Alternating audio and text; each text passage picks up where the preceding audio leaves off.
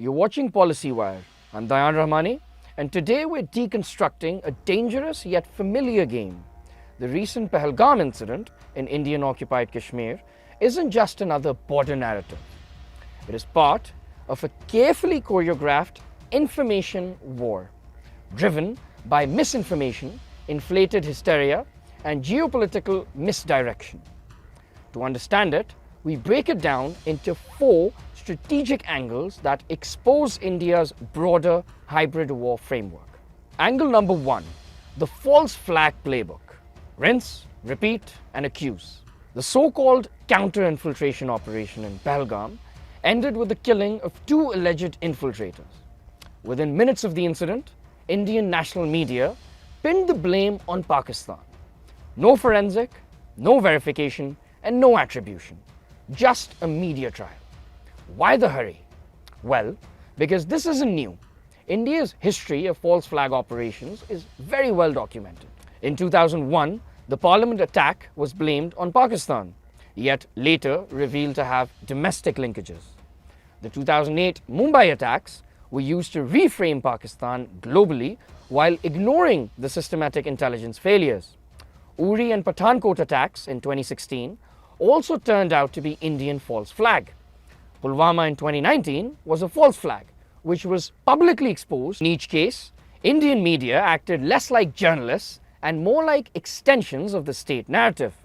Pahalgam is just another chapter in this textbook. So when the accusations come flying in without any evidence, ask not what happened, ask who benefits. According to Hindustan Times, the Pahalgam incident occurred at 3 p.m.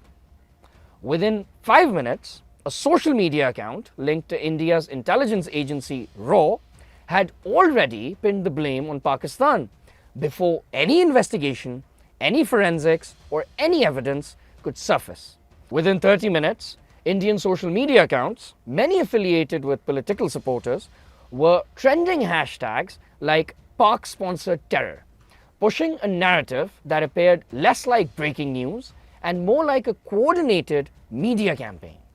Shockingly, over 500 accounts, mostly BJP aligned, tweeted identical messages within the first 15 minutes. By the end of the first hour, BJP leader JP Nadda and Amit Shah had already weighed in.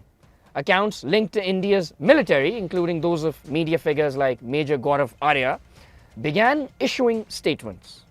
Fake intelligence reports were leaked and then retweeted by RSS-affiliated troll accounts between the first and third hour.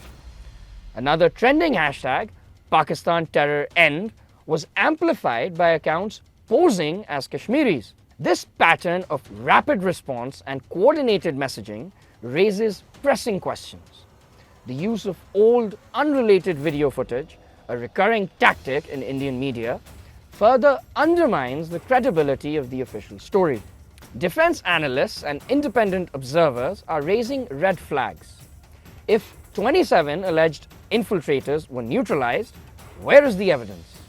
Indian media has only circulated a single image showing a woman beside a man lying on the ground with no visible injuries or blood. Analysts have called out that the image is digitally altered and lacking authenticity. More concerning is the timing.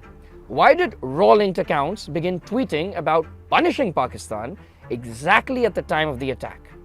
How is such an operation even possible in a region like Pahalgam, located 400 kilometers from the line of control and under the watch of 900,000 deployed Indian troops? Analysts also note a pattern.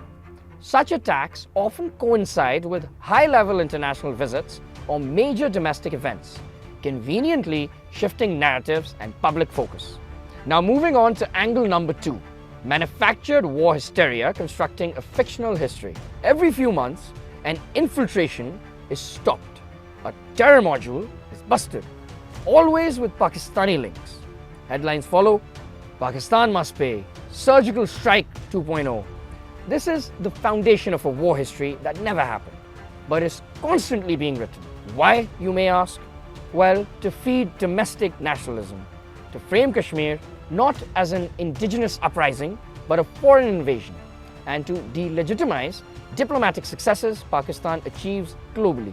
From linking Pakistan to the BLA to maligning Pakistan's role in J&K's internal discourse, this propaganda serves only one mission: undermine Pakistan's diplomatic recovery. Recent developments that India finds uncomfortable include the dismantling of BLA terror modules in Balochistan, the Awami Action Committee's rejection of violence in Kashmir, BYC's political engagement in ex-militant zones, and Pakistan's positive traction with the IMF, China, and even the US.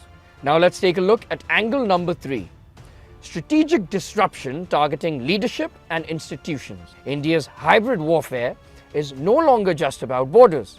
It's about psychological destabilization. The emerging strategy involves targeting top leadership, including Pakistan's military high command, amplifying discontent online by seeding narratives of internal betrayal, fueling communal discord by dragging in Hindu-Muslim identity conflicts, and most importantly, pushing Pakistan into a reactive position internationally. This isn't just a false flag, it's a full-spectrum psychological assault.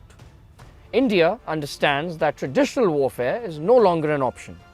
Hybrid warfare is now the new battlefield, and Pahalgam is a signal. Expect more. Expect deeper strikes in the digital and psychological domain. Lastly, let's take a dive into angle number 4. Reclaiming geopolitical space, the US-China IMF equation. Why now? Well, because Pakistan's external environment is stabilizing. The IMF deal is moving forward. US-Pakistan relations, through transactional, are tactically balanced.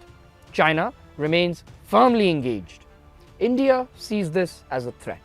By creating security instability, India is trying to rebalance the narrative in its favor internationally, stall investor confidence in Pakistan's recovery, and position itself as a frontline victim of a cross-border terrorism, despite its own aggressive actions. This is not just about Pakistan, it's about geopolitical space, and India wants to reclaim it by creating instability at the right time. Whatever internal challenges we face, on India's external aggression, there's clarity. What's happening in Kashmir today is not a proxy war. It's an indigenous resistance to oppression. And what India is doing in response, from media manipulation to military overreach, is a violation of every global norm. One thing is certain: if India chooses to continue down this path, manufacturing conflict, distorting facts, and targeting Pakistan's sovereignty, Pakistan knows how to respond.